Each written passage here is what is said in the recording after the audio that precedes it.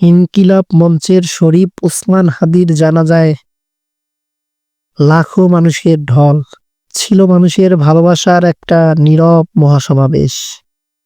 যেদিন তাকে শেষ বিদায় জানানো হলো, সেদিন রাজপথ সাক্ষী থাকলো হাজার হাজার মানুষের অশ্রুসিক্ত উপস্থিতির। দূর দূরান্ত থেকে ছুটে এসেছেন মানুষ। কেউ চিনতেন কাছ থেকে, কেউ চিনতেন আদর্শ দিয়ে, কিন্তু সবাই অনুভব করেছেন এক গভীর শূন্যতা। সাদা কাপড়ের নিচে শুয়ে থাকা মানুষটি যেন প্রশ্ন ছুড়ে দিচ্ছিল, এমন ভালোবাসা কি সবাই রেখে যেতে পারে?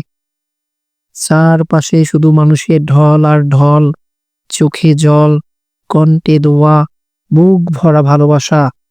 অনেকেই বলেছেন এর আগে এমন জানাজার এত মানুষের উপস্থিতি তারা কখনো দেখেনি।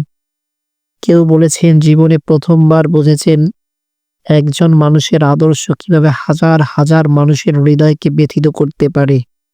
এই জানাজা প্রমাণ করে দিল শরীফ ওসমান হাদি মারা যাননি। তিনি বেঁচে আছেন মানুষের স্মৃতিতে, ভালোবাসায় আর সংগ্রামের ইতিহাসে। আল্লাহ তাআলা আমার ভাইকে জান্নাতুল ফেরদৌস নসিব করুক। আমিন।